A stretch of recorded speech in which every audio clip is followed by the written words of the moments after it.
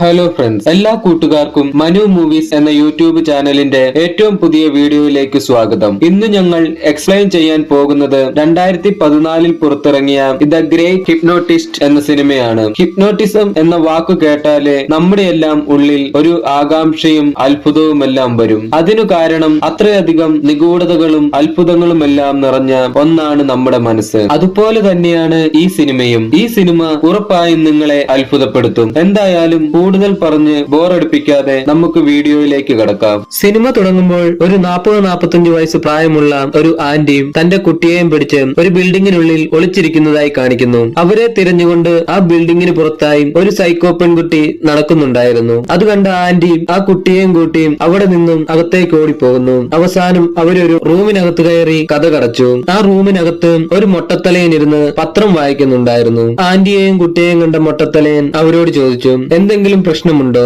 അത് കേട്ട ആ ആന്റി ആ മൊട്ടത്തലയനോട് പറഞ്ഞു, ഒരു സ്ത്രീ എന്റെ മകളെ തട്ടിക്കൊണ്ടു പോകാനായി ഞങ്ങളുടെ പുറകെ വരുന്നുണ്ട്, ഞങ്ങളെ എങ്ങനെയെങ്കിലും സഹായിക്കണം. അത് കേട്ട മൊട്ടത്തലയൻ പറഞ്ഞു, പേടിക്കേണ്ട, നിങ്ങൾ ഇവിടെ എന്റെ കൂടെ സുരക്ഷിതരാണ്. നിങ്ങളുടെ കൂടെയുള്ള ഈ കുട്ടി ശരിക്കും നിങ്ങളുടെ മകളാണോ എന്ന് ഞാൻ എങ്ങനെയാണ് അറിയുക? അത് കേട്ട ആന്റി, ഇത് ശരിക്കും എന്റെ മകൾ തന്നെയാണ്, ഞങ്ങൾ ഒരുമിച്ചുള്ള ഫോട്ടോ ഇതാ എന്നും പറഞ്ഞ് തന്റെ പേഴ്സ് എടുത്ത് ആ മൊട്ടത്തലയനെ കാണിച്ചു. ആ ഫോട്ടോ നോക്കിയ മൊട്ടത്തലയൻ ആന്റിയോട് പറഞ്ഞു, നിങ്ങൾ ആ ഫോട്ടോയിലുള്ള സ്ത്രീയെ ശരിക്കും നോക്കുക, ഈ ഫോട്ടോയിലുള്ളത് നിങ്ങളല്ലല്ലോ. അത് കേട്ട ആന്റി ആ ഫോട്ടോയിലേക്ക് നോക്കുമ്പോൾ അവരെ പിടിക്കാനായി ഓടിച്ച ആ സൈക്കോ പെൺകുട്ടിയായിരുന്നു ആ ഫോട്ടോയിൽ ഉണ്ടായിരുന്നത്. ഇവിടെ എന്താണിപ്പോൾ സംഭവിക്കുന്നതെന്ന് മനസ്സിലാകാതെ നിന്ന ആന്റിയോട് മൊട്ടത്തലയൻ പറഞ്ഞു, 20 വർഷം മുൻപ് നിങ്ങളുടെ കുഞ്ഞിനെ ആരോ തട്ടിക്കൊണ്ടുപോയി. എന്നാൽ ആ സംഭവത്തിൽ നിന്നും നിങ്ങൾ ഇതുവരെ കരകയറിയിട്ടില്ല.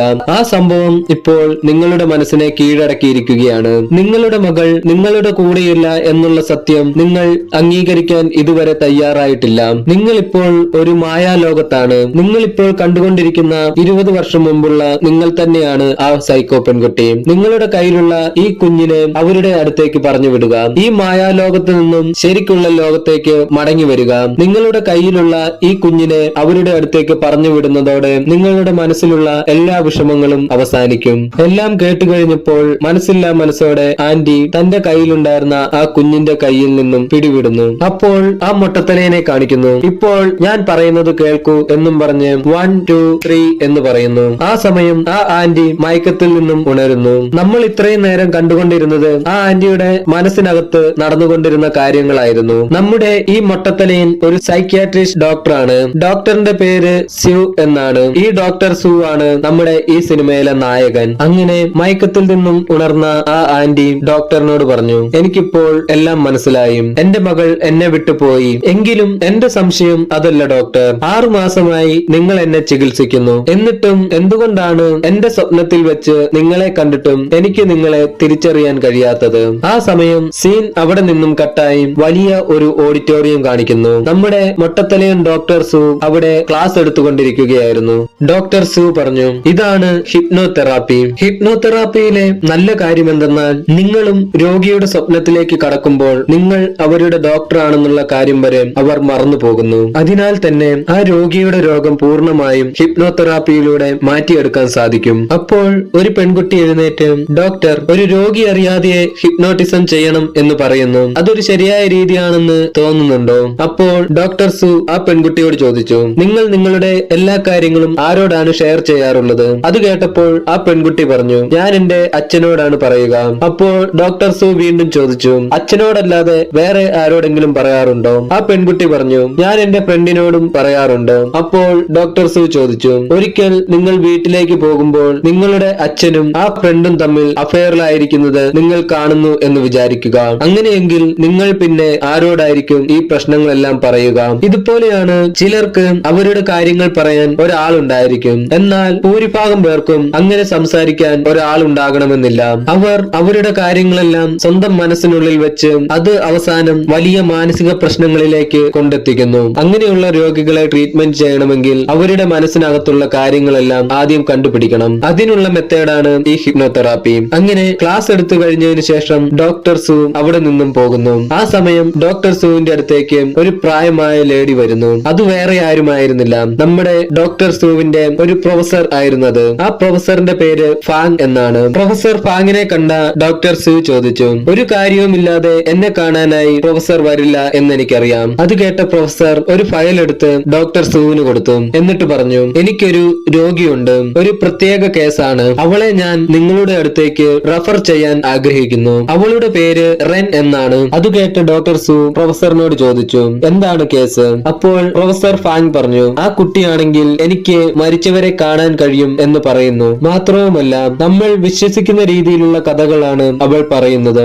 ഇതിനു മുമ്പ് ഡോക്ടർ ലീ ആണ് അവളെ ചികിത്സിച്ചു കൊണ്ടിരുന്നത്. നമ്മുടെ ഡോക്ടർ സുവിനാണെങ്കിൽ തന്റെ പ്രൊഫസർ നേരിട്ട് വന്ന് പറഞ്ഞതിനാൽ ആ കേസ് തള്ളിക്കളയാൻ കഴിയുന്നതായിരുന്നില്ല. അതിനാൽ ഡോക്ടർ സു പ്രൊഫസർ ഫാങ്ങിനോട് ഓക്കെ പറഞ്ഞു. അപ്പോൾ സീൻ അവിടെ നിന്നും കട്ടായി ഡോക്ടർ സുവിന്റെ ക്ലിനിക് കാണിക്കുന്നു. അപ്പോഴാണ് സുവിന്റെ അസിസ്റ്റന്റ് ഒരു കപ്പ് കാപ്പിയുമായി അകത്തേക്ക് വന്നത്. അസിസ്റ്റന്റിനെ കണ്ട സു പറഞ്ഞു, ശരി, ഇന്നത്തെ ഡ്യൂട്ടി കഴിഞ്ഞല്ലോ, നീ ഇനി വേണമെങ്കിൽ വീട്ടിൽ പോയിക്കോളൂ. അത് കേട്ട അസിസ്റ്റന്റ് പറഞ്ഞു, ഇല്ല സാർ, ഒരാൾ കൂടി ബാക്കിയുണ്ട് എന്നും പറഞ്ഞ് വന്ന പേഷ്യന്റിന്റെ ഫയൽ എടുത്ത് ഡോക്ടർ സുവിന് കൊടുക്കുന്നു. എന്നിട്ട് പറഞ്ഞു, ഇത് പ്രൊഫസർ ഫാങ് അയച്ച പേഷ്യന്റ് ആണ്. അത് കേട്ട സു ആ ഫയൽ ഓപ്പൺ ചെയ്തു നോക്കുന്നു. എന്നാൽ ആ ഫയലിനകത്ത് ആ പേഷ്യന്റിന്റെ ഫോട്ടോ ഉണ്ടായിരുന്നില്ല. സു പേഷ്യന്റിനെ കൂട്ടിക്കൊണ്ടുവരൂ എന്ന് പറഞ്ഞു. അസിസ്റ്റന്റ് പേഷ്യന്റിനെ വിളിക്കുന്നു. എന്നാൽ ആ പേഷ്യന്റ് ആണെങ്കിൽ ഒരനക്കവുമില്ലാതെ അവിടെ ഉണ്ടായിരുന്ന ഒരു വാൾ ക്ലോക്കിലേക്ക് നോക്കിക്കൊണ്ട് നിൽക്കുകയായിരുന്നു. അത് കണ്ട സു അസിസ്റ്റന്റിനോട്, സാരമില്ല, നീ അകത്തേക്ക് പോയിക്കോളൂ, ഞാൻ നോക്കിക്കോളാം എന്ന് പറഞ്ഞു. അതിനുശേഷം ഡോക്ടർ സു ആ പേഷ്യന്റിന്റെ അടുത്തേക്ക് വന്നു. ഈ പേഷ്യന്റ് ആണ് നമ്മുടെ ഈ സിനിമയിലെ നായിക. ഇവളുടെ പേര് റെൻ എന്നാണ്. അങ്ങനെ ഡോക്ടർ സു വന്ന് നോക്കുമ്പോൾ റെൻ ആണെങ്കിൽ ക്ലോക്കിലേക്ക് തന്നെ നോക്കിക്കൊണ്ടിരിക്കുകയായിരുന്നു. അത് കണ്ട സു, വരൂ, നമുക്ക് അകത്തേക്ക് പോകാം എന്നും പറഞ്ഞ് റെന്നിനെ വിളിക്കുന്നു. അപ്പോൾ റെൻ, ഈ ക്ലോക്കിനെന്തോ പ്രശ്നമുണ്ട്, ഇതിന്റെ സൗണ്ട് സാധാരണ രീതിയിലല്ല കേൾക്കുന്നത് എന്ന് പറഞ്ഞു. അപ്പോൾ ഡോക്ടർ സു പറഞ്ഞു, അത് സാരമില്ല, നാളെ നമുക്ക് മെക്കാനിക്കിനെ വിളിക്കാം. അപ്പോൾ റെൻ, ഈ ക്ലോക്ക് ശരിയാക്കാൻ മെക്കാനിക്കിന്റെ ആവശ്യമൊന്നുമില്ല, ഞാൻ തന്നെ ഇപ്പോൾ ശരിയാക്കി തരാം. റെൻ കൈകൊണ്ട് അതിന്റെ സൂചി 1 2 3 എന്നും പറഞ്ഞ് ആ ക്ലോക്കിലെ ടൈം കറക്റ്റ് ചെയ്യുന്നു. അതിനുശേഷം റെന്നിനെയും കൂട്ടി ഡോക്ടർ സു തന്റെ റൂമിലേക്ക് പോയി. അങ്ങനെ റെന്നിനെ തന്റെ റൂമിൽ കൊണ്ടിരുത്തിയതിനു ശേഷം ഡോക്ടർ സു, ഞാനിപ്പോൾ വരാം എന്നും പറഞ്ഞ് അവിടെ നിന്നും വേറെ ഒരു റൂമിൽ പോയി റെന്നിനെ ഇതിനു മുമ്പ് ചികിത്സിച്ചു കൊണ്ടിരുന്ന ഡോക്ടർ ലീയെ ഫോൺ ചെയ്യുന്നു.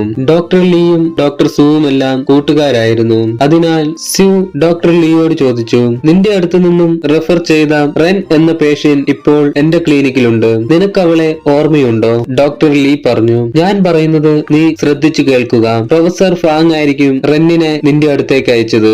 അവൾ നീ വിചാരിക്കുന്നത് പോലെ ഒരു സാധാരണ പേഷ്യന്റ് അല്ല. ഒരു ദിവസം അവൾ എന്നോട്, ഒരു കുഞ്ഞ് അതിന്റെ മാതാപിതാക്കളാൽ ഉപേക്ഷിക്കപ്പെട്ടാൽ അതിന്റെ മനസ്സ് എത്രയധികം വേദനിക്കുമെന്ന് അറിയാമോ എന്ന് ചോദിച്ചു. അത് കേട്ട ഡോക്ടർ സു ചോദിച്ചു, അതിലെന്താണ് ഇത്ര കുഴപ്പം? അപ്പോൾ ഡോക്ടർ ലീ പറഞ്ഞു, ആ സമയം ഞാൻ അബോർഷൻ കഴിഞ്ഞ് അധിക നാളായിട്ടുണ്ടായിരുന്നില്ല. ഈ വിഷയം എനിക്കും എന്റെ ഭർത്താവിനുമല്ലാതെ വേറെ ആർക്കും അറിയില്ലായിരുന്നു. അവൾക്ക് മരിച്ചുപോയ ഞങ്ങളുടെ ആ കുഞ്ഞിനെ കാണാൻ കഴിയുന്നുണ്ട് എന്നാണ് പറഞ്ഞത്. അതിനാലാണ് ഞാൻ അവളെ എന്റെ ക്ലിനിക്കിൽ നിന്നും പറഞ്ഞു വിട്ടത്. അവളെ എത്രയും വേഗം പറഞ്ഞു വിടുന്നതായിരിക്കും നിനക്ക് നല്ലത്. അത് കേട്ട ഡോക്ടർ സു പറഞ്ഞു, എനിക്ക് ഈ ആത്മാവിലും പ്രേതത്തിലുമൊന്നും വിശ്വാസമില്ല. അവൾ ആരാണെന്ന് ഞാൻ കണ്ടുപിടിക്കാം എന്നും പറഞ്ഞ് ഫോൺ കട്ട് ചെയ്ത് ഡോക്ടർ സു തിരിച്ച് തന്റെ റൂമിലേക്ക് പോകുന്നു. റൂമിലെത്തിയ ഡോക്ടർ സു ചോദിച്ചു, ശരി, എല്ലാം പോട്ടെ, നിങ്ങളെ കുറിച്ച് പറയാൻ നിങ്ങൾ ആഗ്രഹിക്കുന്നുണ്ടോ? അത് കേട്ട റെൻ പറഞ്ഞു, ഞാൻ പറഞ്ഞാലും നിങ്ങൾ വിശ്വസിക്കാൻ പോകുന്നില്ല.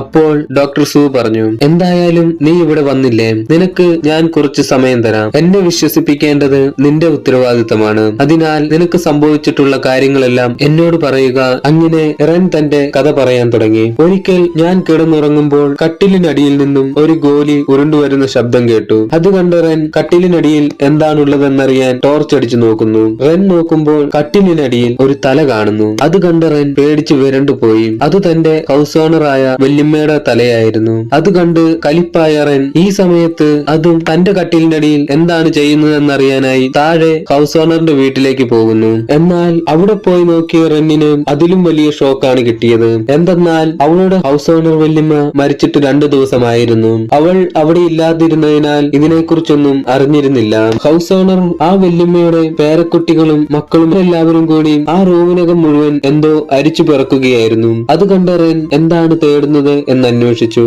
അത് കേട്ട് അവിടുത്തെ ഹൗസ് ഓണർ വന്ന് റെന്നിനോട് പറഞ്ഞു, എന്റെ വൈഫ് മരിച്ചുപോയി മോളെ. അവളാണ് സ്വത്തിന്റെ വിവരങ്ങളെല്ലാം സൂക്ഷിച്ചിരുന്നത്. എന്നാൽ അത് എവിടെയാണ് വെച്ചിരിക്കുന്നതെന്ന് എന്ന് എത്ര അന്വേഷിച്ചിട്ടും കണ്ടെത്താൻ കഴിഞ്ഞില്ല. അപ്പോഴാണ് റെൻ ആ വല്യമ്മയുടെ മുഖം എന്തിനാണ് എന്റെ കട്ടിലിനടിയിൽ കണ്ടത്, അവര് എന്നോടെന്തോ സംസാരിക്കാൻ ട്രൈ ചെയ്തതായിരിക്കാം എന്ന് ഞാൻ മനസ്സിലാക്കി. അങ്ങനെ ആ റൂമിനകത്ത് കയറി ഞാൻ മുകളിലേക്ക് നോക്കുമ്പോൾ എന്റെ റൂമിന്റെ നേരെ അടിവശമായിരുന്നു ഈ റൂമും ഉണ്ടായിരുന്നത്. അവിടെയാണെങ്കിൽ വായു കടക്കുന്നതിനായി മുകളിലേക്ക് ഒരു ഹോൾ ഇട്ടിട്ടുണ്ടായിരുന്നു. അത് കണ്ട റെൻ ആ ഹോളിനുള്ളിൽ പരിശോധിച്ചോ എന്ന് ചോദിച്ചു. അത് കേട്ട ഹൗസ് ഓണർ പറഞ്ഞു, അത്രയും പ്രായമായ അവൾ, അതും വേറൊരാളുടെ സഹായമില്ലാതെ എഴുന്നേക്കാൻ പോലും കഴിയാതിരുന്ന അവൾ എങ്ങനെയാണ് അത്രയും മുകളിലുള്ള അവിടെ കയറി പ്രമാണങ്ങളെല്ലാം വെക്കുക?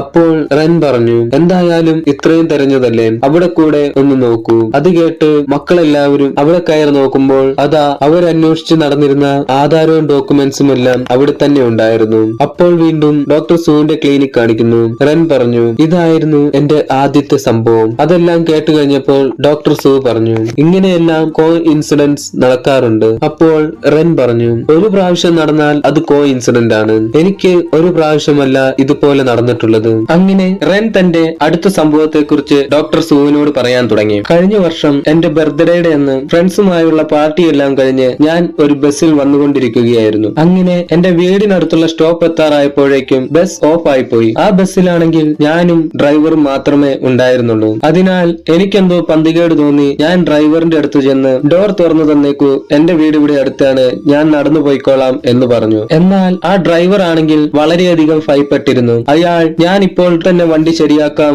നിങ്ങൾ ഇറങ്ങേണ്ട എന്ന് പറഞ്ഞു. എന്നാൽ ഞാൻ വാശി പിടിച്ച് ബസ്സിൽ നിന്നും ഇറങ്ങി. അങ്ങനെ ബസ്സിൽ നിന്നിറങ്ങിയ ഞാൻ നടന്നു വന്നുകൊണ്ടിരിക്കുമ്പോഴാണ് റോഡിൽ ഒരു പെൺകുട്ടി ഇരുന്ന് പടം വരയ്ക്കുന്നത് കാണുന്നത്. ആ കുട്ടിയെ കണ്ട ഞാൻ, എന്തിനാണ് ഈ റോട്ടിൽ ഒറ്റയ്ക്കിരിക്കുന്നത്, നിന്റെ വീട് എവിടെയാണ് എന്നെല്ലാം അന്വേഷിച്ചു. ആ സമയം ആ ബസ് വീണ്ടും എന്റെ അടുത്ത് വന്ന് നിർത്തി. എന്നിട്ട് ഡ്രൈവർ എന്നോട് പറഞ്ഞു, വരൂ മാം, വണ്ടി റെഡിയായി, ഞാൻ വീട്ടിൽ കൊണ്ടുപോയി വിടാം എന്ന് പറഞ്ഞു. എന്നാൽ ഞാൻ ഡ്രൈവറിനോട്, വേണ്ട, എന്റെ വീട് ഇവിടെ അടുത്താണ്, ഞാൻ നടന്നു പോയിക്കോളാം എന്ന് പറഞ്ഞു. അതിനുശേഷം ആ കുട്ടിയെ നോക്കുമ്പോൾ ആ കുട്ടിയെ അവിടെ കാണുന്നുണ്ടായിരുന്നില്ല. അപ്പോഴാണ് എന്നെ കയറ്റാനായി വന്ന ആ ബസ്സിനകത്ത് ആ പെൺകുട്ടിയെ കണ്ടത്. ആ സമയം ആ ബസ് അവിടെ നിന്നും പോവുകയായിരുന്നു. ആ കുട്ടിയാണെങ്കിൽ ആ ബസ്സിന് പുറകിലുള്ള കണ്ണാടി വഴി താഴേക്ക് നോക്കൂ എന്നുള്ള ആംഗ്യമായിരുന്നു കാണിച്ചുകൊണ്ടിരുന്നത്. അതിനാൽ തന്നെ ഞാൻ ആ ബസ്സിന്റെ നമ്പർ നോട്ട് ചെയ്തു. ആ പെൺകുട്ടി ആ കൈ കാണിച്ചതിന്റെ അർത്ഥം ആ ബസ് പോയി കഴിഞ്ഞപ്പോഴാണ് എനിക്ക് മനസ്സിലായത്. അവിടെ ഉണ്ടായിരുന്ന ഒരു ബസ് സ്റ്റോപ്പിൽ ആ പെൺകുട്ടിയുടെ ഫോട്ടോ വെച്ച കുറേയധികം പോസ്റ്ററുകൾ ഉണ്ടായിരുന്നു. ആ പോസ്റ്ററിൽ ഇങ്ങനെയായിരുന്നു എഴുതിയിരുന്നത്, 2 ദിവസം മുമ്പ് ഒരു ആക്സിഡന്റിൽ ഈ പെൺകുട്ടി മരിച്ചുപോയി. എന്നാൽ ഈ പെൺകുട്ടിയെ ഇടിച്ച വാഹനത്തെ കുറിച്ചുള്ള യാതൊരു തെളിവും പോലീസുകാർക്ക് ലഭിച്ചിരുന്നില്ല. അതിനാൽ ഈ പെൺകുട്ടിയെ ഇടിച്ചിട്ട വാഹനത്തെ കുറിച്ച് അറിയാവുന്നവർ പോലീസുകാരെ അറിയിക്കുക എന്നുള്ള പോസ്റ്റർ ആയിരുന്നു അത്. അപ്പോഴാണ് ഞാൻ അവിടെ നടന്ന സംഭവങ്ങളെല്ലാം ഒന്നും കൂടെ ഓർത്തത്. കറക്റ്റ് ആ സ്ഥലത്തെത്തിയപ്പോൾ ബസ് തനിയെ നിൽക്കുന്നു. അതിനുശേഷം ആ പെൺകുട്ടിയെ നേരെ വന്ന് ആ ബസിന്റെ നമ്പർ കാണിച്ചു തരുന്നു. ഇതെല്ലാം കൂടി കണക്ട് ചെയ്താൽ ആ ഡ്രൈവർ തന്നെയായിരിക്കാം ഇത് ചെയ്തത്. അപ്പോൾ സീൻ അവിടെ നിന്നും കട്ടായി വീണ്ടും നമ്മുടെ ഡോക്ടർ സുവിന്റെ ക്ലിനിക് കാണിക്കുന്നു. എന്നാൽ ഈ പറഞ്ഞതൊന്നും ഡോക്ടർ സു വിശ്വസിച്ചിരുന്നില്ല. അത് മനസ്സിലാക്കിയ റെൻ, ശരി, ഇത്രയും ഞാൻ പറഞ്ഞിട്ടും നിങ്ങൾക്ക് എന്നെ വിശ്വാസമായില്ല എങ്കിൽ ഞാൻ ഇവിടെ നിൽക്കുന്നതിൽ അർത്ഥമില്ല, ഞാൻ പോവുകയാണ് എന്ന് പറഞ്ഞ് റെൻ പോകാൻ തുടങ്ങുമ്പോൾ ഡോക്ടർ സു പറഞ്ഞു, ഒന്നുമില്ലെങ്കിലും ഞാൻ നിങ്ങളുടെ കയ്യിൽ നിന്നും ഫീസ് മേടിച്ചതാണ്, അതിനാൽ നിങ്ങളെ ചികിത്സിക്കേണ്ടത്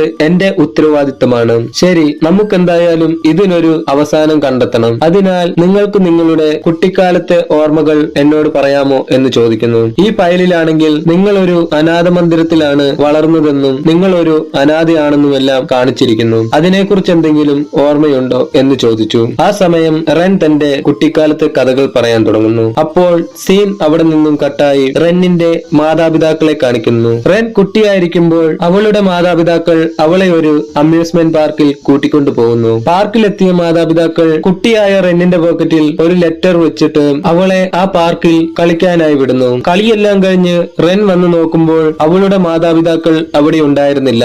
അങ്ങനെ എന്തു ചെയ്യണമെന്നറിയാതെ കരഞ്ഞുകൊണ്ടിരുന്ന റെന്നിനെ അവിടെ അടുത്തുള്ള ഒരു അനാഥാലയത്തിൽ അവിടെ ഉണ്ടായിരുന്നവർ കൊണ്ടുവന്നാക്കുന്നു. റെൻ പറഞ്ഞു, ആ അനാഥാലയം എനിക്ക് ഇപ്പോഴും ഓർമ്മയുണ്ട്. നല്ല അപ്പൂപ്പൻ താടികളെല്ലാം പറന്നു നടക്കുന്ന ചുവന്ന പൂക്കളൊക്കെ ഉള്ള ഒരു അനാഥാലയം. ആ അനാഥാലയത്തിലാണ് ഞാൻ വളർന്നത്. അവിടെ വെച്ചാണ് ഞാൻ മനസ്സിലാക്കുന്നത് എന്റെ പോക്കറ്റിൽ വെച്ചിരുന്ന ലെറ്റർ എന്റെ മാതാപിതാക്കളുടെ ആത്മഹത്യക്കുറിപ്പായിരുന്നു. കടം കയറി വേറെ വഴിയൊന്നുമില്ലാതെ അച്ഛനും അമ്മയും ആത്മഹത്യ ചെയ്യാൻ പോവുകയായിരുന്നു. എന്നാൽ എന്റെ ജീവൻ രക്ഷിക്കുന്നതിനു വേണ്ടിയാണ് അവർ എന്നെ അനാഥ മന്ദിരത്തിനടുത്തുള്ള പാർക്കിൽ കൊണ്ടുവന്ന് സേഫ് ആയി വിട്ടിട്ട് കൂടെ പോക്കറ്റിൽ ആ ലെറ്ററും വെച്ചത്. അപ്പോൾ സീൻ കട്ടായി ഡോക്ടർ സുവിന്റെ ക്ലിനിക് കാണിക്കുന്നു. ഡോക്ടർ സുവിന്റെ അസിസ്റ്റന്റ് അങ്ങോട്ട് വരുന്നു. എന്നിട്ട് അസിസ്റ്റന്റ് ഒരു പേപ്പർ കൊണ്ടുവന്ന് ഡോക്ടർ സുവിന്റെ കയ്യിൽ കൊടുക്കുന്നു. ഡോക്ടർ സു ആ പേപ്പർ വാങ്ങി നോക്കിയതിനു ശേഷം റെന്നിനോട് ഞാൻ ഇപ്പോൾ വരാം എന്നും പറഞ്ഞ് അവിടെ നിന്നും അകത്തേക്ക് പോകുന്നു. അങ്ങനെ അകത്തെത്തിയ ഡോക്ടർ സു ബാത്റൂമിനകത്ത് കയറി പൈപ്പ് തുറന്നു വിട്ടതിനു ശേഷം തനിക്ക് ആ ഫാക്സ് അയച്ച കൂട്ടുകാരനെ ഫോൺ ചെയ്യുന്നു. എന്നിട്ട് കൂട്ടുകാരനോട് പറഞ്ഞു, നിങ്ങൾ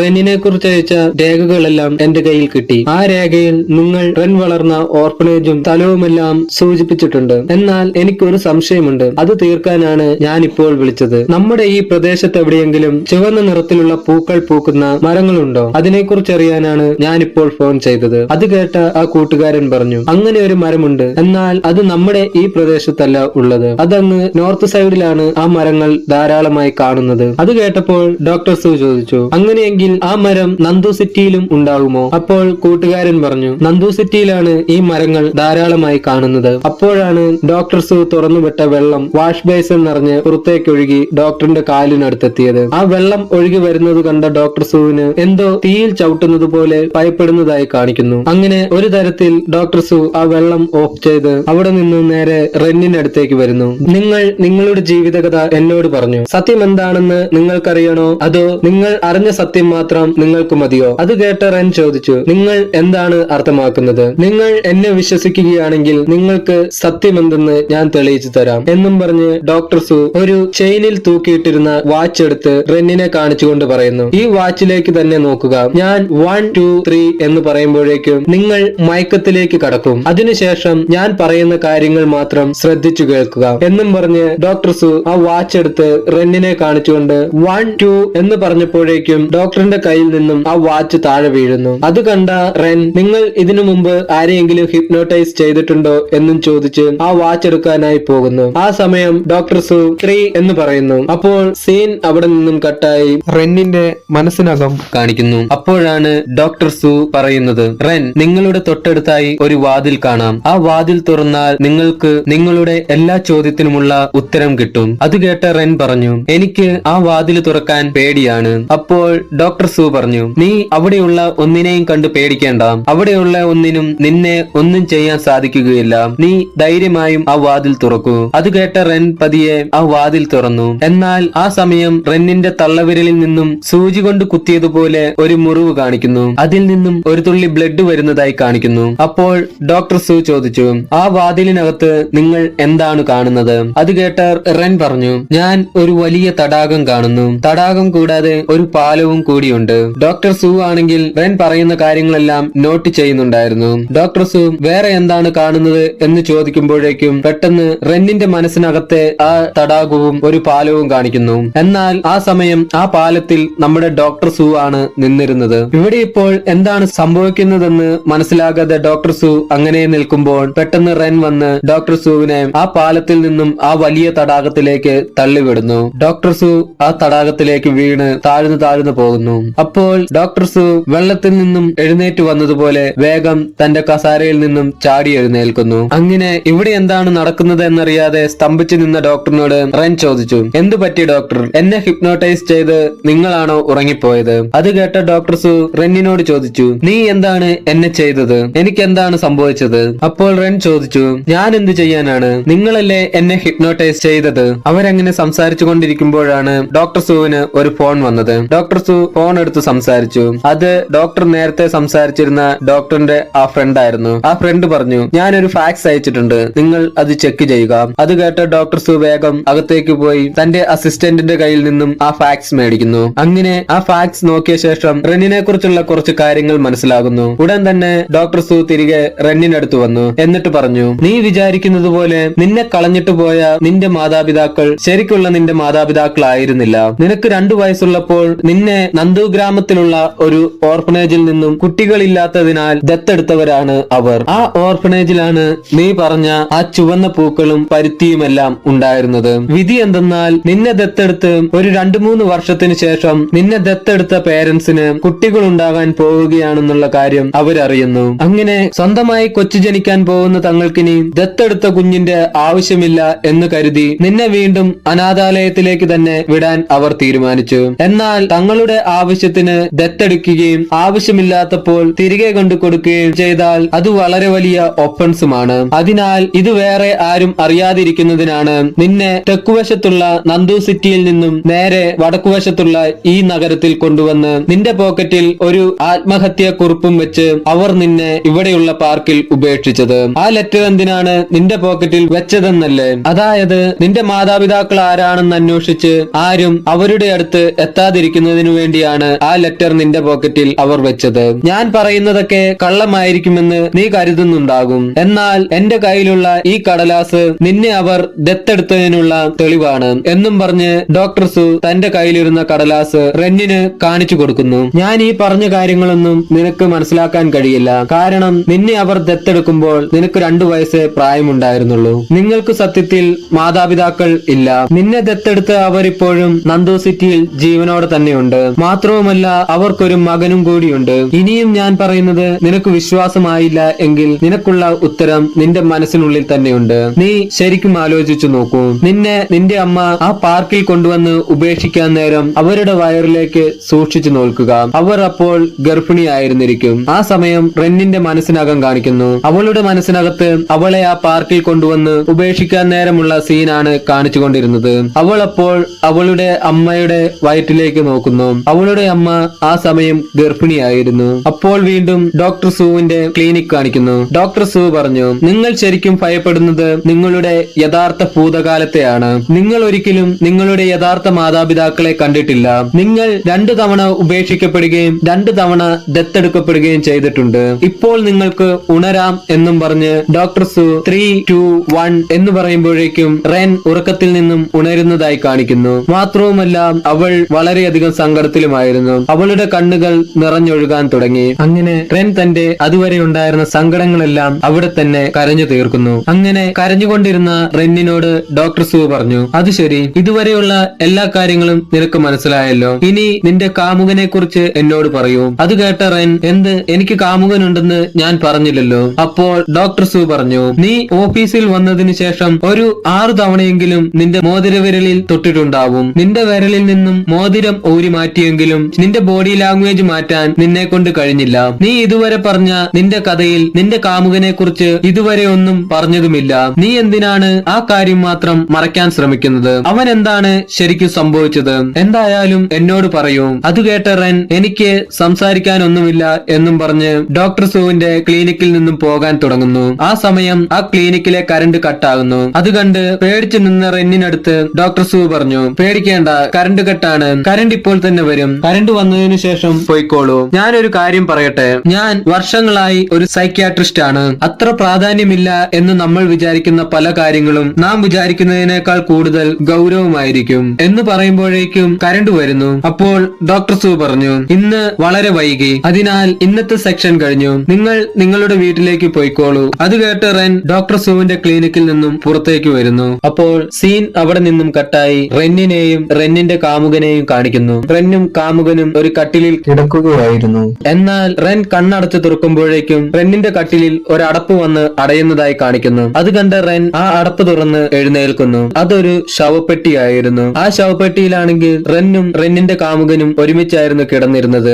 റെൻ വേഗം ആ ശവപ്പെട്ടിയിൽ നിന്നും പുറത്തേക്ക് ഇറങ്ങി. ആ സമയം കാമുകനും ഉണർന്നു. കാമുകൻ റെന്നിന്റെ കയ്യിലേക്ക് ഒരു റിംഗ് ഇട്ടുകൊടുത്തു. എന്നിട്ട് റെന്നിനോട് ചോദിച്ചു, എന്നെ എന്തിനാണ് നീ കൊന്നത്? അത് കേട്ട റെൻ, ഞാനല്ല നിന്നെ കൊന്നത് എന്ന് പറയുന്നു. ആ സമയം ഡോക്ടർ സുവിന്റെ ക്ലിനിക് കാണിക്കുന്നു. ഡോക്ടർ സു ആണെങ്കിൽ അപ്പോഴും റെന്നിനെ ഹിപ്നോട്ടൈസ് ചെയ്തിരിക്കുകയായിരുന്നു. റെൻ അവിടെ കിടന്ന് ഞാനല്ല നിന്നെ കൊന്നത് എന്ന് പറയുകയായിരുന്നു. അത് കേട്ട ഡോക്ടർ സു, പിന്നെ ആരാണ് അവനെ കൊന്നതെന്ന് റെന്നിനോട് ചോദിക്കുന്നു. എന്നാൽ റെൻ അതിനുള്ള ഉത്തരം പറയാൻ തുടങ്ങുമ്പോഴേക്കും ആ സമയം റെന്നിന്റെ പുറകിൽ നിന്നും ആരോ വന്ന് റെന്നിന്റെ വായും പൊത്തിപ്പിടിച്ച് പുറത്തേക്ക് കൂട്ടിക്കൊണ്ടു പോകുന്നു. അപ്പോൾ സീൻ കട്ടായി വീണ്ടും ഡോക്ടർ സുവിന്റെ ക്ലിനിക് കാണിക്കുന്നു. അവിടെ റെൻ ആണെങ്കിൽ ഒന്നും പ്രതികരിക്കാതെ ഇരിക്കുകയായിരുന്നു. കാരണം റെന്നിന്റെ മനസ്സിനകം വേറെ ആരോ ഇപ്പോൾ കൺട്രോൾ ചെയ്യുകയാണ്. എന്നാൽ ഡോക്ടർ സു വീണ്ടും റെന്നിനോട് നിന്റെ കാമുകനെ ആരാണ് കൊന്നത് എന്ന് ചോദിച്ചുകൊണ്ടിരുന്നു. എന്നാൽ റെൻ ആണെങ്കിൽ ഒന്നും മിണ്ടുന്നില്ല എന്ന് കണ്ട ഡോക്ടർ സു,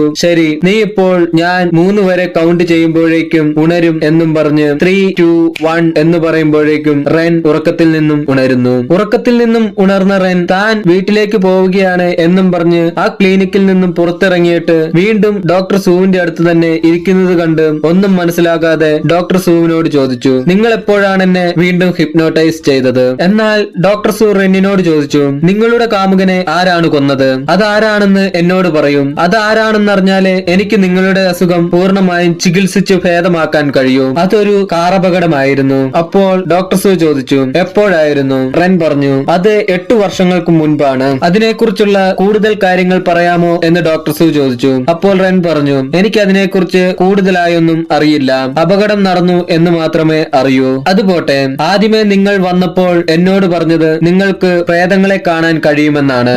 എന്നിട്ട് ഇതുവരെ നിങ്ങളുടെ മരിച്ചുപോയ കാമുകന്റെ പ്രേതത്തെ നിങ്ങൾ ഇതുവരെ കണ്ടില്ലേ? അതെന്താണ് നിങ്ങളുടെ കാമുകനെ മാത്രം നിങ്ങൾക്ക് ഇതുവരെ കാണാൻ സാധിക്കാത്തത്? നിങ്ങൾക്ക് അവനെ ഇഷ്ടമല്ലായിരുന്നോ? ഇതിൽ നിന്നും തന്നെ മനസ്സിലാക്കാം നീ പറയുന്നതെല്ലാം കള്ളമാണെന്ന്. എന്നാൽ അത് കേട്ട് കലിപ്പായ റെൻ പറഞ്ഞു, ഞാൻ നിങ്ങളെ കാണാൻ വന്നതിനാൽ എനിക്ക് ഭ്രാന്തായിരിക്കാമെന്ന് നിങ്ങൾ കരുതുന്നുണ്ടാകാം. പക്ഷെ ഞാനൊരു മണ്ടിയല്ല. ഞാൻ പറയുന്ന കാര്യങ്ങളെല്ലാം സത്യമാണെന്ന് എനിക്കറിയാം. എനിക്ക് വെറുതെ കള്ളം പറഞ്ഞ് നിങ്ങളെ വിശ്വസിപ്പിക്കേണ്ട ആവശ്യമില്ല. അത് കേട്ട് ഡോക്ടർ സൂ പറഞ്ഞു, റെൻ, ഞാൻ പറയുന്നത് ശ്രദ്ധിച്ചു കേൾക്കൂ. ഈ ലോകത്ത് പ്രേതങ്ങളൊന്നുമില്ല. മരിച്ച ആൾക്കാർ മരിച്ചത് തന്നെയാണ്. നീ അവരെ എത്ര സ്നേഹിച്ചെന്ന് പറഞ്ഞാലും അവരെ തിരിച്ചു കൊണ്ടുവരുവാൻ നിന്നെ കൊണ്ട് സാധിക്കില്ല. നിങ്ങൾക്ക് ഇനി ഒരിക്കലും മരിച്ചുപോയവരെ ജീവനോടെ കാണുവാനും സാധിക്കില്ല. ഈ കാര്യങ്ങൾ അംഗീകരിച്ചാൽ തന്നെ നിന്റെ അസുഖം ഭേദമാകും. അത് കേട്ടപ്പോഴാണ് റെൻ വലിയൊരു ടിഷ് ഡോക്ടർ സൂവിനായി വെക്കുന്നത്. ഡോക്ടർ സൂ, നിങ്ങൾ ഏറെക്കുറെ എല്ലാ കാര്യങ്ങളും എന്നെ ബോധ്യപ്പെടുത്തി. എന്നാൽ എനിക്കൊരു സംശയം മാത്രം ബാക്കിയുണ്ട്.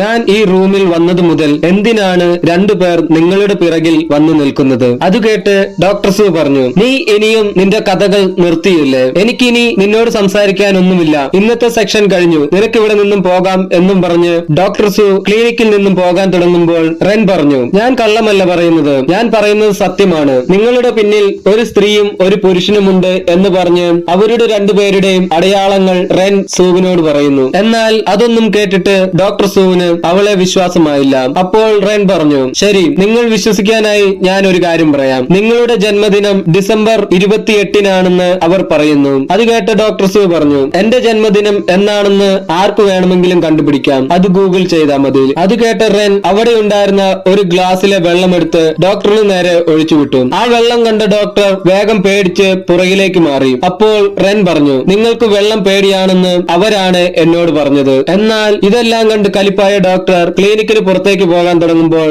റെൻ ചോദിച്ചു, നിങ്ങൾക്കിനിയും എന്നെ വിശ്വാസമായില്ലേ ക്യാപ്റ്റൻ? ഡോക്ടർ സൂവിനെ റെൻ ക്യാപ്റ്റൻ എന്ന് വിളിച്ചത് കേട്ട ഡോക്ടർ സൂ റെന്നിനോട് ചോദിച്ചു, എന്റെ ഈ പേര് നിങ്ങൾക്ക് എങ്ങനെ അറിയാം? അപ്പോൾ റെൻ പറഞ്ഞു, ക്യാപ്റ്റൻ, നിങ്ങൾ എന്തിനാണ് ഭയപ്പെടുന്നത്? നിങ്ങളുടെ ഈ പേര് വരെ നിങ്ങളുടെ അടുത്ത് നിൽക്കുന്നവരാണ് എനിക്ക് പറഞ്ഞു തന്നത്. അവർക്ക് എന്നിൽ നിന്നെന്തോ ആവശ്യമുണ്ടെന്ന് ഞാൻ കരുതുന്നു. അതിനാലാണ് ഞാൻ വന്നത് മുതൽ അവരും നിങ്ങളുടെ അടുക്കൽ വന്നു നിൽക്കുന്നത്. എന്നാൽ ഇതെല്ലാം കേട്ട ഡോക്ടർ സൂ കലിപ്പായി അവിടെ നിന്നും പോകാനായി പുറത്തേക്ക് ഇറങ്ങുന്നു. എന്നാൽ റെൻ ഡോക്ടർ സൂവിനെ പിടിച്ചു നിർത്തി ഡോക്ടർ സൂവിന്റെ ഷർട്ടിന്റെ കൈ പൊക്കി നോക്കുന്നു. ആ കൈയിലാണെങ്കിൽ മുഴുവനും മുറിപ്പാടുകളായിരുന്നു. റെൻ പറഞ്ഞു, അവരിപ്പോൾ വന്നിരിക്കുന്നത് നീ നിന്നെ തന്നെ സ്വയം വേദനിപ്പിക്കുന്നത് നിർത്തുക എന്ന് പറയാനാണ്. നീ നിന്നെ തന്നെ സ്വയം വേദനിപ്പിക്കുന്നതിൽ ഒരു അർത്ഥവുമില്ല എന്നും പറഞ്ഞ് റെൻ ഡോക്ടർ സൂവിനെ അവിടെ ഉണ്ടായിരുന്ന കസേരയിൽ പിടിച്ചിരുത്തി. ആ സമയം ഡോക്ടർ സൂവിന്റെ ക്ലിനിക്കിനകത്ത് മഴ പെയ്യാൻ തുടങ്ങി. അപ്പോൾ റെൻ പറഞ്ഞു, ഞാൻ ഇതുവരെ പറഞ്ഞ കാര്യങ്ങളെല്ലാം ശരിക്കും ഒന്ന് ആലോചിച്ചു നോക്കൂ ക്യാപ്റ്റൻ. അപ്പോൾ സീൻ അവിടെ നിന്നും കട്ടായി ഒരു ബാർ കാണിക്കുന്നു. ആ ബാറിലിരുന്ന് ഡോക്ടർ സൂവും പിന്നെ നമ്മൾ കുറച്ചു മുമ്പ് കണ്ട ഡോക്ടർ സൂവിന്റെ കാമുകിയും അവരുടെ കൂട്ടുകാരനും ഒരുമിച്ചിരുന്ന് മദ്യപിക്കുന്നതായി കാണിക്കുന്നു. അങ്ങനെ കുറച്ചു നേരത്തിന് ശേഷം അവർ അവിടെ നിന്നും വീട്ടിലേക്ക് പോകുന്നു. വണ്ടി ഓടിച്ചിരുന്നത് നമ്മുടെ ഡോക്ടർ സൂ ആയിരുന്നു. അങ്ങനെ വെള്ളമടിച്ച് കിളി പോയിരുന്ന ഡോക്ടർ സൂ വണ്ടി ഓടിക്കുന്നതിനിടയിൽ ഉറങ്ങിപ്പോകുന്നു. അങ്ങനെ അവർ സഞ്ചരിച്ചു കൊണ്ടിരുന്ന ആ കാർ ഒരു പാലത്തിന്റെ സൈഡിലിടിച്ച് നേരെ വലിയൊരു ആറിലേക്ക് വീണു. അപ്പോൾ സീൻ അവിടെ നിന്നും കട്ടായി ഡോക്ടർ സൂവിന്റെ ക്ലിനിക് കാണിക്കുന്നു. അപ്പോൾ റെൻ ഡോക്ടർ സൂവിനോട് ചോദിച്ചു, നിങ്ങൾ എന്തിനാണ് നിങ്ങളുടെ ദേഹം സ്വയം മുറിവേൽപ്പിക്കുന്നത്? അതിൽ നിന്നും നിങ്ങൾക്ക് എന്ത് സന്തോഷമാണ് കിട്ടാൻ പോകുന്നത്? അപ്പോൾ ഡോക്ടർ സൂ പറഞ്ഞു, കാരണം ഞാൻ എന്റെ കാമുകിയെയും എന്റെ സുഹൃത്തിനെയും കൊന്നു. അത് എന്റെ തെറ്റാണ്. ഞാൻ എന്റെ കാമുകിയുടെ ബന്ധുക്കളോടെല്ലാം മാപ്പ് പറഞ്ഞിട്ടും അവരാരും എന്നോട് ക്ഷമിക്കുന്നില്ല. അതിനാലാണ് ഞാൻ എനിക്കുള്ള ശിക്ഷ സ്വയം നിർവഹിക്കുന്നത്. അപ്പോൾ റെൻ പറഞ്ഞു, അവർ വന്നിരിക്കുന്നത് നിന്നോട് ഈ കാര്യം പറയാനാണ്. അവർ നിന്നോട് ക്ഷമിച്ചിരിക്കുന്നു. മാത്രവുമല്ല നിന്റെ കാമുകി കാമുകി പറയുന്നു, അവൾക്ക് നിന്നെ വളരെയധികം ഇഷ്ടമാണ്, അത് ഇപ്പോഴുമുണ്ട്, എപ്പോഴും ഉണ്ടാവും, നിന്നോടുള്ള പ്രണയം ഒരിക്കലും അവളിൽ നിന്നും മാറില്ല എന്നാണ് അവൾ പറയുന്നത്. എന്നിട്ട് റെൻ ചോദിച്ചു, നിങ്ങൾക്ക് ഇപ്പോൾ എന്നെ വിശ്വാസമുണ്ടോ? അപ്പോൾ ഡോക്ടർ സു പറഞ്ഞു, ഉണ്ട്, ഞാൻ നിന്നെ വിശ്വസിക്കുന്നു, നിനക്ക് അവരെ കാണാൻ കഴിയുമെന്ന് ഞാൻ വിശ്വസിക്കുന്നു. എനിക്ക് ഒരു ആഗ്രഹമുണ്ട്, ഞാൻ പറയുന്ന കാര്യം അവളോടൊന്ന് പറയാമോ? എനിക്കും അവളെ വളരെയധികം ഇഷ്ടമാണ്, വേറെ എന്തിനേക്കാളും ഞാൻ അവളെ സ്നേഹിക്കുന്നു. ഡോക്ടർ സു അത് പറയുമ്പോഴേക്കും ഡോക്ടർ സുവിന്റെ ക്ലിനിക്കിൽ പെയ്തുകൊണ്ടിരുന്ന മഴ അങ്ങനെയേ നിൽക്കുന്നു. അപ്പോൾ റെൻ പറഞ്ഞു, നിങ്ങൾ പറയുന്നതെല്ലാം അവൾ കേൾക്കുന്നുണ്ട്, ഇനി ഞാൻ പറയുന്ന കാര്യം ശ്രദ്ധിച്ചു കേൾക്കുക. ഇപ്പോഴാണ് അടുത്ത ട്വിസ്റ്റ്, നീ ഉണരുമ്പോഴും ഈ കാര്യങ്ങളെല്ലാം ഓർമ്മയിലുണ്ടായിരിക്കണം എന്നും പറഞ്ഞ് റെൻ 3, 2, 1 എന്ന് പറയുമ്പോഴേക്കും ഡോക്ടർ സു മയക്കത്തിൽ നിന്നെന്ന പോലെ ഉണരുന്നു. മയക്കത്തിൽ നിന്നുണർന്ന ഡോക്ടർ സു റെന്നിനെ കണ്ടതും ഗുജി എന്നും വിളിച്ച് നിലത്തേക്ക് വീണു. അത് കണ്ട റെൻ വേഗം ഡോക്ടർ സുവിന്റെ അസിസ്റ്റന്റിനെ വിളിക്കുന്നു. ഡോക്ടർ സുവിന്റെ അസിസ്റ്റന്റ് റെന്നിന്റെ അടുത്ത് വന്നിട്ട് പറഞ്ഞു, ഡോക്ടർ ഗുജി, അവരെല്ലാവരും നിങ്ങളെ കാത്ത് മുകളിൽ ഇരിപ്പുണ്ട്, നമുക്ക് അങ്ങോട്ട് പോകാം എന്നും പറഞ്ഞ് റെന്നിനെയും കൂട്ടി ഡോക്ടർ സുവിന്റെ അസിസ്റ്റന്റ് മുകളിലേക്ക് പോയി. ഇനിയാണ് ട്വിസ്റ്റുകളുടെ പെരുമഴ. നമ്മൾ ഇത്രയും നേരം കണ്ടിരുന്നത് പോലെ ഡോക്ടർ സു റെന്നിനെ ആയിരുന്നില്ല ഹിപ്നോട്ടൈസ് ചെയ്തത്, റെന്നാണ് ഡോക്ടർ സുവിനെ ഹിപ്നോട്ടൈസ് ചെയ്തത്. റെന്നിന്റെ ശരിക്കുള്ള പേര് ഗുജി എന്നാണ്. അങ്ങനെ നമ്മുടെ ഗുജി മുകളിൽ വന്ന് നോക്കുമ്പോൾ അവിടെ നമ്മൾ സിനിമയുടെ തുടക്കം കണ്ട ഡോക്ടർ സുവിന്റെ പ്രൊഫസർ ഫാങ്ങും കൂടാതെ ഡോക്ടർ സുവിന്റെ അച്ഛനും അമ്മയുമെല്ലാം അവിടെ ഉണ്ടായിരുന്നു. സംഭവം എന്തെന്നാൽ ഡോക്ടർ സുവും സുവിന്റെ കാമുകിയും ഗുജിയും ഗുജിയുടെ കാമുകനുമെല്ലാം കോളേജ് മേറ്റ് ആയിരുന്നു. ഇവർ 4 പേരും ഒരേ കോളേജിലാണ്, അതായത് നമ്മുടെ പ്രൊഫസർ ഫാങ്ങിന്റെ അടുത്താണ് ഹിപ്നോതെറാപ്പി പഠിച്ചുകൊണ്ടിരുന്നത്. അങ്ങനെ ഒരിക്കൽ അവർ 4 പേരും ഒരു പാർട്ടിയിൽ പങ്കെടുക്കുന്നതായി കാണിക്കുന്നു. അപ്പോഴാണ് ഗുജിക്ക് ഒരു ഫോൺ വന്നത്. അതൊരു അർജന്റ് കോൾ ആയിരുന്നു. അതിനാൽ തന്നെ പാർട്ടി പകുതിയിൽ ഉപേക്ഷിച്ച് ഗുജി പോയി. അങ്ങനെ പാർട്ടി എല്ലാം കഴിഞ്ഞ് ഡോക്ടർ സുവും അവന്റെ കാമുകിയും ഗുജിയുടെ കാമുകനുമെല്ലാം തിരികെ വീട്ടിലേക്ക് പോവുകയായിരുന്നു. അപ്പോഴാണ് ആ ആക്സിഡന്റ് ഉണ്ടാകുന്നത്. ആ ആക്സിഡന്റിൽ ഡോക്ടർ സു മാത്രമാണ് രക്ഷപ്പെട്ടത്. ഡോക്ടർ സുവിന്റെ കാമുകിയും ഗുജിയുടെ കാമുകനും ആ ആക്സിഡന്റിൽ മരിച്ചു പോകുന്നു. ആ ആക്സിഡന്റ് ഉണ്ടായി പല വർഷമായെങ്കിലും ഡോക്ടർ സു പൂർണ്ണമായും അതിൽ നിന്നും പുറത്തു വന്നിരുന്നില്ല. പുറമേന്ന് നോക്കുമ്പോൾ അവൻ ഒരു സാധാരണക്കാരനെ പോലെ ആയിരുന്നെങ്കിലും അവന്റെ ഉള്ളിനുള്ളിൽ ഇപ്പോഴും ആ സംഭവം അലട്ടുന്നുണ്ടായിരുന്നു. അതിനാൽ തന്നെ അവൻ സ്വന്തം ദേഹമെല്ലാം മുറിവേൽപ്പിക്കുകയും വേദനിപ്പിക്കുകയും എല്ലാം ചെയ്തിരുന്നു. നാളുകൾ കഴിയുന്തോറും ഇതെല്ലാം കൂടിക്കൂടി വന്നുകൊണ്ടിരുന്നു. അതെല്ലാം കണ്ട് സഹിക്കാൻ വയ്യാതെയാണ് ഡോക്ടർ സുവിന്റെ മാതാപിതാക്കൾ പ്രൊഫസർ ഫാങ്ങിന്റെ അടുത്ത് വന്ന് സഹായം തേടിയത്. അങ്ങനെ നമ്മുടെ പ്രൊഫസർ ഫാങ്ങിന്റെ പ്ലാൻ ആയിരുന്നു ഇതുവരെ കണ്ടതെല്ലാം. നമ്മുടെ ഡോക്ടർ സു ആണെങ്കിൽ ഒരു സാധാരണ ആളായിരുന്നില്ല, ഹിപ്നോട്ടൈസ് എല്ലാം നല്ലതുപോലെ അറിയാവുന്ന ഒരാളാണ്. അതിനാൽ അവനെ പോലെ തന്നെ നല്ല മിടുക്കനായ ഒരാൾക്ക് അവനെ ഹിപ്നോട്ടൈസ് ചെയ്യാൻ സാധിക്കുകയുള്ളൂ. അതിനാലാണ് പ്രൊഫസർ ഫാങ് ഗുജിയെ ഡോക്ടർ സുവിന്റെ അടുത്തേക്ക് അയച്ചത്. ഡോക്ടർ സുവിനെ ഹിപ്നോട്ടൈസ് ചെയ്യുകയാണെന്ന് അറിയാതെ വേണം അത് ചെയ്യാൻ. മാത്രവുമല്ല ഡോക്ടർ സു ഹിപ്നോട്ടൈസ് ചെയ്യുകയാണെങ്കിൽ ആ ഹിപ്നോട്ടൈസിൽ പെടാതെ പ്രോപ്പർ ആയിട്ട് ആ ചികിത്സ മുഴുവനായും നടത്തണം. അങ്ങനെ പ്രൊഫസർ ഫാങ്ങിന്റെ പ്ലാൻ അനുസരിച്ചാണ് ഇത് മുഴുവൻ നടത്തിയത്. ഡോക്ടർ സുവിനെ എങ്ങനെയാണ് ഹിപ്നോട്ടൈസ് ചെയ്തത് എന്നല്ലേ. അതിനായി ഡോക്ടർ സുവിന്റെ അടുത്ത് തുടക്കം അസിസ്റ്റന്റ് വരുമ്പോൾ ഡോക്ടർ സുവിന് കാപ്പി കൊണ്ടു കൊടുക്കുന്നുണ്ട്. ആ കാപ്പിക്കകത്ത് പ്രൊഫസർ ഫാങ് കൊടുത്ത ഒരു ഗുളിക അസിസ്റ്റന്റ് ചേർത്തിട്ടുണ്ടായിരുന്നു. അതിനുശേഷം ഡോക്ടർ സുവിനെ കാണാൻ വന്ന ഗുജി ഡോക്ടറിന്റെ അടുത്തേക്ക് വന്നാൽ ഡോക്ടറിന് അവളെ തിരിച്ചറിയാൻ സാധിക്കും. അതിനാലാണ് ഡോക്ടർ അകത്തേക്ക് വിളിച്ചിട്ട് ഗുജി അകത്തേക്ക് പോകാതെ പുറത്തു തന്നെ നിന്നത്. അങ്ങനെ ഗുജിയെ കൂട്ടിക്കൊണ്ടുവരാൻ പുറത്തേക്ക് വന്ന ഡോക്ടറിനോട് ഈ ക്ലോക്കിലെ സമയം ശരിയല്ല, ഈ സമയം ഞാൻ ശരിയാക്കി തരാം, ഈ ക്ലോക്കിലേക്ക് നോക്കൂ എന്നും പറഞ്ഞ് 1, 2, 3 എന്ന് പറയുന്നുണ്ട്. ആ സമയം മുതൽ തന്നെ ഗുജി ഡോക്ടർ സുവിനെ ഹിപ്നോട്ടൈസ് ചെയ്യാൻ തുടങ്ങിയിരുന്നു. അതിനാൽ ഹിപ്നോട്ടൈസ് മൈൻഡിലെത്തിയ ഡോക്ടർ സുവിന് ഗുജിയെ കണ്ടിട്ട് പിന്നീട് മനസ്സിലായിരുന്നില്ല. മാത്രവുമല്ല അസിസ്റ്റന്റ് ഗുജിയുടെ കേസ് ഫയൽ കൊണ്ടു കൊടുക്കുമ്പോൾ അതിൽ ഫോട്ടോയും ഉണ്ടായിരുന്നില്ല.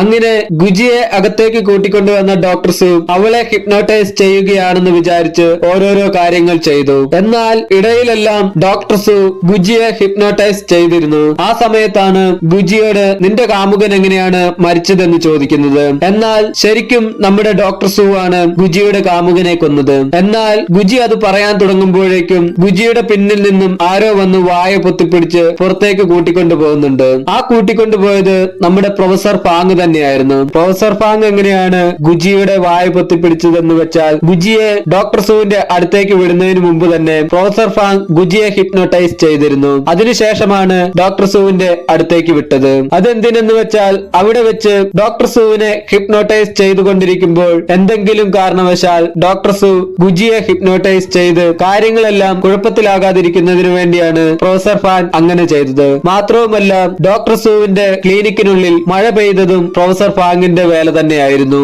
അങ്ങനെ വർഷങ്ങളായിട്ടുണ്ടായിരുന്ന ഡോക്ടർ സുവിന്റെ ആ മെന്റൽ ഡിപ്രഷൻ ഡോക്ടർ സു പോലും അറിയാതെ ഹിപ്നോട്ടൈസ് ചെയ്ത് അവന്റെ ഉള്ളിൽ കയറി ആ വിഷമമെല്ലാം പ്രൊഫസർ ഫാങ്ങും ഗുജിയും ചേർന്ന് ഇല്ലാതാക്കി. അതായത് തന്റെ കാമുകനെ കൊന്ന കൂട്ടുകാരന്റെ അസുഖം ഭേദമാക്കാനാണ് ഗുജി പ്രൊഫസർ ഫാങ്ങിന്റെ കൂടെ വന്നത്. അങ്ങനെ ടിസ്റ്റുകളെല്ലാം കാണിച്ചതിന് ശേഷം ഗുജി ഡോക്ടർ സുവിന്റെ ക്ലിനിക്കിന് പുറത്തു വന്നു നിൽക്കുന്നു. ആ സമയം ഡോക്ടർ സു ഗുജിയുടെ അടുത്തേക്ക് വന്നു. ആർക്കും പൊറുക്കാനാവാത്ത തെറ്റാണ് ഞാൻ ചെയ്തത്. എല്ലാവരും എന്നോട് ക്ഷമിച്ചു കാണുമോ? അത് കേട്ട ഗുജി പറഞ്ഞു, എല്ലാവരും നിന്നോട് നേരത്തെ തന്നെ ക്ഷമിച്ചതാണ്. നീയാണ് ഇനി നിന്നോട് ക്ഷമിക്കേണ്ടത് എന്ന് പറയുമ്പോഴേക്കും ഈ സിനിമ അവസാനിക്കുന്നു. കൂട്ടുകാർക്കെല്ലാവർക്കും ഈ സിനിമ വളരെയധികം ഇഷ്ടമായി എന്ന് കരുതുന്നു. ഈ സിനിമയുടെ ലിങ്ക് വേണ്ടവർ മനു മൂവീസ് എന്ന ടെലഗ്രാം ചാനലിൽ ജോയിൻ ചെയ്യുക. ടെലഗ്രാം ചാനലിലേക്കുള്ള ലിങ്ക് ഡിസ്ക്രിപ്ഷൻ ബോക്സിൽ ഉണ്ടായിരിക്കുന്നതാണ്. കൂട്ടുകാർക്ക് ആർക്കെങ്കിലും ഏതെങ്കിലും സിനിമയുടെ എക്സ്പ്ലനേഷൻ വേണമെങ്കിൽ കമന്റ് ബോക്സിൽ എഴുതി അറിയിക്കുക. ഇതുവരെ വീഡിയോ കണ്ട എല്ലാ കൂട്ടുകാർക്കും നന്ദി. അടുത്ത വീഡിയോയിൽ കാണുന്നതുവരെ ബൈ.